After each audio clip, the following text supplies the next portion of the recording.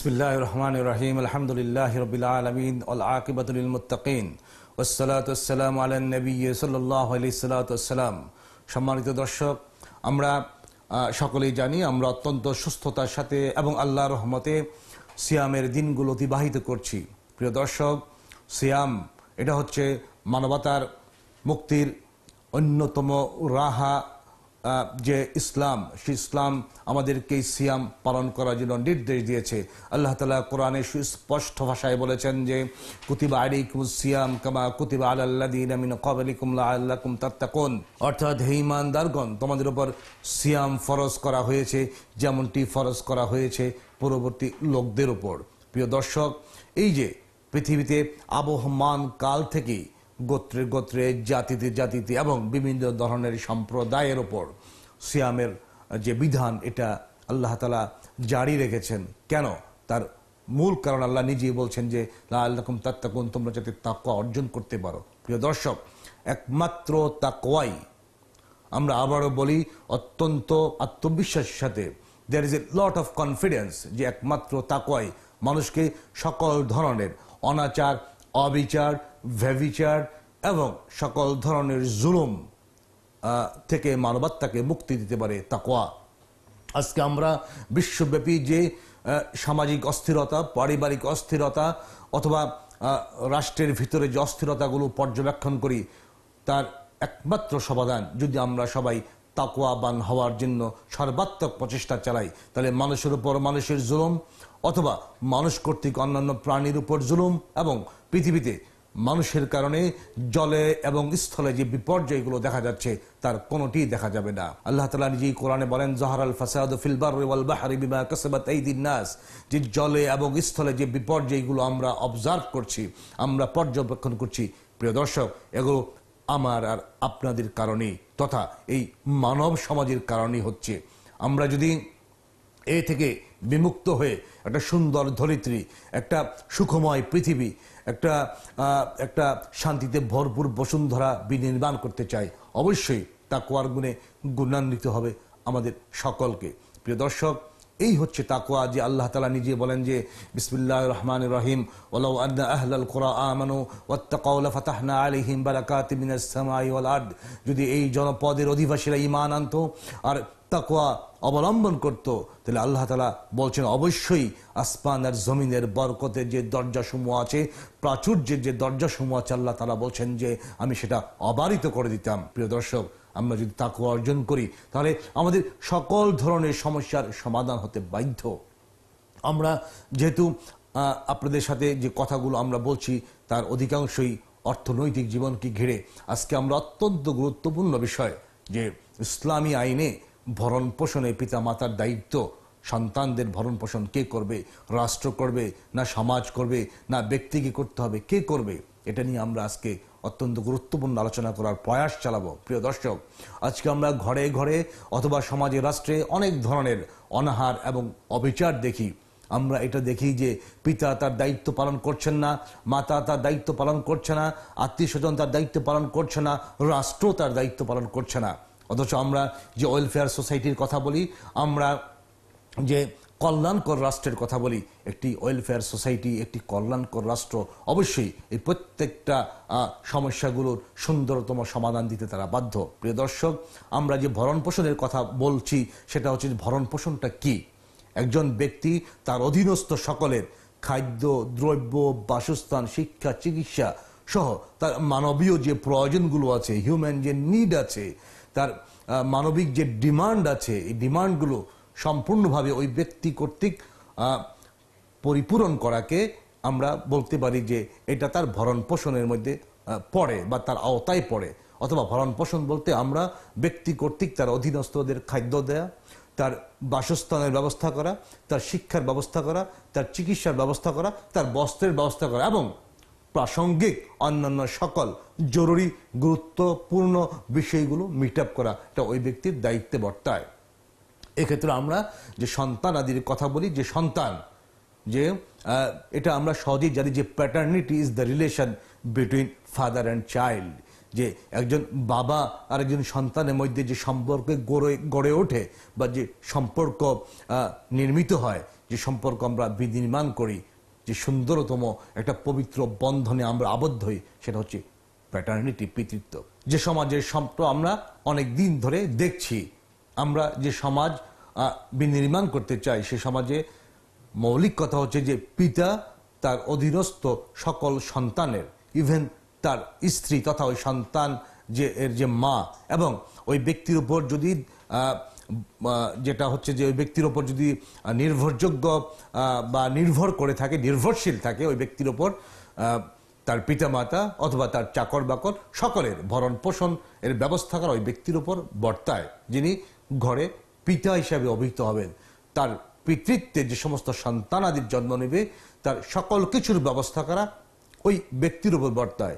এক্ষেত্রে আল্লাহ রসুল সাল্লাল্লাহু আলাইহি সাল্লাম সুন্দর করে বলেছেন, যার ঘরে 2টি কন্যা সন্তান আছে, আর সে যদি তাদের খাওয়া দাওয়া এবং ভরণ পোষণের ব্যবস্থা করে এবং যে পর্যন্ত না তারা পূর্ণ বয়স্কা হয় এই পর্যন্তই ভরণ পোষণ চালিয়ে যায়, আল্লাহ রসুল বলছেন যে আমি এবং সে ব্যক্তি জান্নাতে এরকম থাকবো। আল্লাহ রসুল সুস্পষ্টভাবে 2টি আঙ্গুল দিয়ে দেখিয়ে দিয়েছে, অর্থাৎ তারা পাশাপাশি অবস্থান করবেন। প্রিয় দর্শক, কতটা মর্যাদা, কতটা সম্মান, কতটা শ্রদ্ধার চোখে ইসলাম ওই ব্যক্তিকে দেখেছে। এবং আল্লাহ তাআলা কোরআনে বলছেন যে বিসমিল্লাহির রহমানির রহিম, ওয়া আলাল মাউলুদি লাহু রিজকুহুন্না ওয়া কিসওয়াতুহুন্না বিল মারুফ, যে যারা পিতা তাদের উপর এটা বর্তায় তাদেরকে রিজিক প্রোভাইড করা, তাদেরকে তাদের পোশাক প্রোভাইড করা এবং যথাযথভাবে। প্রিয় দর্শক, এ হচ্ছে ইসলামী সমাজের কথা। এবং ইসলামী সমাজ সুন্দরভাবে বলে দিয়েছে, যদি পিতা যদি অক্ষম হয়, পিতা যদি মৃত্যুবরণ করে থাকেন, তাহলে মায়ের উচিত ওই সন্তানাদির ভরণ পোষণের খরচ নির্বাহ করা। এবং ধারাবাহিকভাবে ইসলামিক সোসাইটি, ইসলামী সমাজ ধারাবাহিকভাবে বলছে যে পিতা যদি অক্ষম হয়, মাও যদি অক্ষম হয়, কোরআন সুস্পষ্টভাবে বলছে যে তাহলে যারা ওয়ারিস, যারা এদের ঘনিষ্ঠ আত্মীয় স্বজন, তারা ওই সন্তানাদির টোটাল ভরণ পোষণের ব্যবস্থা করবে। ইভেন দেখা গেল যে পিতা নেই, মাতা নেই, ঘনিষ্ঠ আত্মীয় স্বজন সেই দায়িত্ব পরিপালন করতে পারছে না। প্রিয় দর্শক, ইসলাম বলতেছে এটা রাষ্ট্রের ওপর ওই সন্তানের ভরণ পোষণ সহ সার্বিক ব্যবস্থা করা রাষ্ট্রের দায়িত্বের মধ্যে পড়ে। এই জন্য আমরা দেখি ইসলামী সমাজের যে কোয়ালিটিটা থাকার দরকার ছিল, ইসলামী সমাজের যে গুণ থাকার দরকার ছিল, সেটা ইসলামিক স্টেটে যেটা থাকার দরকার ছিল, মুসলিম সমাজে যেটা থাকার দরকার ছিল, সেটা আজকে আমরা দেখি না। বরং আমরা দেখি এই ধরনের দুর্লভ যে গুণগুলো যেটা আমাদের মাঝে আসা উচিত, তা করার কারণে সেটা আমরা করি না। অথচ আমাদের সমসাময়িক অন্যান্য রাষ্ট্র যে ওয়েলফেয়ার স্টেটগুলো আছে, হ্যাঁ, তারা সুন্দরভাবে দেখা যাচ্ছে যে সেগুলো রাষ্ট্রে, আজকে আমরা লন্ডনের কথা বলি অথবা পাশ্চাত্য সমাজ ব্যবস্থার কথা বলি, তারা ইসলামের এই চমৎকার জিনিসটাকে নিজেদের রাষ্ট্রে তারা বৈধভাবে প্রয়োগ করেছে। এই জন্য দেখা যাচ্ছে তাদের রাষ্ট্রে কোনো সন্তান জন্মগ্রহণ করলে, সেটা ছেলে হোক মেয়ে হোক, রাষ্ট্র তার নিজের স্কন্ধে তাকে একদম বড় করে তোলা, সুনাগরিক হিসাবে গড়ে তোলা যে দায়িত্ব, সে রাষ্ট্র নিজের হাতে নিয়েছে। অথচ ইসলাম এই কথাটি আমাদের শিক্ষা দিয়েছিল 1400 বছর আগে, যেটা রাষ্ট্রের দায়িত্বের মধ্যে পড়ে, কিন্তু আমরা সেটা আমল করছি না।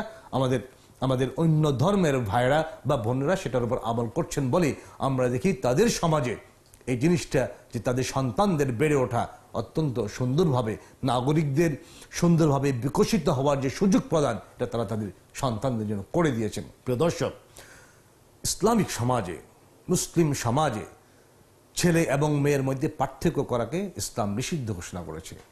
এবং পিতামাতার যে ভরণ পোষণ দেওয়া, এক্ষেত্রে ইসলাম বলেছে যে ছেলে এবং মেয়েকে সমান চোখে দেখতে হবে, কোনো ধরনের পার্থক্য সৃষ্টি করা যাবে না। কারণ এই ধরনের পার্থক্য সৃষ্টি করা এটা হারাম, নিষিদ্ধ। এবং ইসলাম আরো সুন্দরভাবে বলেছে, কেউ যদি অন্যায়ভাবে পার্থক্য সৃষ্টি করতে চায় অথবা ইচ্ছা করেই মেয়ের উপর ছেলেকে প্রাধান্য দেয় কোনো কারণে, সম্পত্তির ক্ষেত্রে, এগুলো হারাম। কারণ ইসলাম কোনো ধরনের হারামকে অথবা জুলুমকে বরদাস্ত করে না। প্রিয় দর্শক,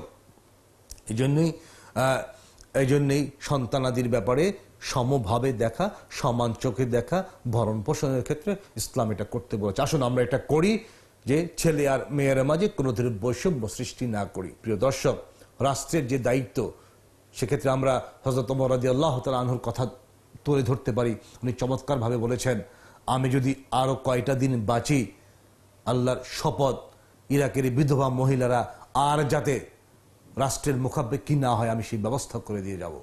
এই হচ্ছে ইসলাম। কিন্তু ইসলামের যে গুণাবলী আমরা ভুলে গিয়েছি। আমরা মনে করছি যে ইসলাম কেবলমাত্র নামাজ আর রোজার মধ্যে সীমাবদ্ধ, আর একটু দান সাদকা খায়রাত করা অথবা হজ পালনের মধ্যে সীমাবদ্ধ। কিন্তু ইসলামের আরো যে বিশাল একটা ক্ষেত্র রয়ে গেছে, যে ক্ষেত্রে ঠিকমতো ইসলামটা পরিপালন হওয়ার না কারণে অন্যান্য সামাজিক যে ভিত্তিগুলো আছে সেটা নড়বড়ে হয়ে উঠছে, সেটা আমরা লক্ষ্য করছি না। এক্ষেত্রে অনেকে প্রশ্ন করতে পারেন যে ইসলামী রাষ্ট্রে যদি কোনো অবৈধ সন্তানের জন্ম হয় সেটা কে দেখবে? এখানে ইসলাম সুন্দরভাবে বলে দিয়েছে, কোনো অবৈধ সন্তান যদি জন্মগ্রহণ করে তার দায়ভার সন্তানের উপর বর্তায় না। তার দায়ভার নিশ্চয়ই যে ছেলে বা মেয়ের অন্যায় কোনো কাজের কারণে এই অবৈধ সন্তানের জন্ম হলো, এটা তাদের উপর বর্তায়। কিন্তু রাষ্ট্র পরিষ্কারভাবে বলে দিয়েছে এই সন্তানের ভরণ পোষণের দায়িত্ব মায়ের উপর বর্তাবে। মা যদি পরিপালন না করে সেটা যথাযথভাবে, ইসলামিক স্টেট, ইসলামিক রাষ্ট্র, ইসলামিক সমাজে যিনি ইমাম, যিনি কর্ণধার থাকবেন, তারা তাদের বাইতুল মাল থেকে, রাষ্ট্রীয় কোষাগার থেকে যথাযথভাবে ভরণ পোষণ দিয়ে ও অবৈধ সন্তানকে বড় করে তুলতে হবে, কারণ সেও রাষ্ট্রের নাগরিক। আমাদের কোনো খারাপ কাজের দরুন তাকে খারাপ বলা, এটা ইসলামিক রাষ্ট্র বলে না। প্রিয় দর্শক, আমরা আসুন ইসলামী আইনে যে সন্তানের ভরণ পোষণ আমরা খুব সংক্ষিপ্তভাবে তুলে ধরার চেষ্টা করেছি। যেটা বাবা দিবেন, বাবার ক্ষমতা না থাকলে, বাবা মৃত্যুবরণ করলে মা দিবেন, মায়ের ক্ষমতা না থাকলে আত্মীয় স্বজন দিবে, তারা না পারলে রাষ্ট্র দিবে। কিন্তু সন্তানকে অসহায় অবস্থায় ফেলে রাখা, সন্তানকে খারাপ অবস্থায় ফেলে রাখা, তাকে দরিদ্র অবস্থায় নিপতিত রাখা, ইসলাম এটা অ্যালাউ করে না। কারণ সে রাষ্ট্রের নাগরিক। যদি তাকে সুন্দরভাবে, সুচারুভাবে নাগরিক হিসাবে, যোগ্য নাগরিক হিসাবে গড়ে তোলা না যায়, তাহলে ইসলামী রাষ্ট্রকেই এর দায়ভার বহন করতে হবে। প্রিয় দর্শক, রাষ্ট্র চালাবে কারা? রাষ্ট্র চালাবে তো যোগ্য নাগরিকরা। আসুন আমরা যোগ্য নাগরিকদের গঠনে, ভরণ পোষণে যথাসাধ্য সচেষ্ট হই। আল্লাহ তাআলা আমাদের সকলকে আমাদের সন্তানগুলো সুন্দরভাবে পরিপালনের, দ্বীনি শিক্ষায় শিক্ষিত করার এবং ইসলামের আলোকে বিলোকিত করার মতো শিক্ষা দেওয়ার ব্যবস্থা করার মতো তৌফিক আমাদের সকলকে দিন। আমিন। আসসালামু আলাইকুম ওয়া রাহমাতুল্লাহি ওয়া বারাকাতুহু।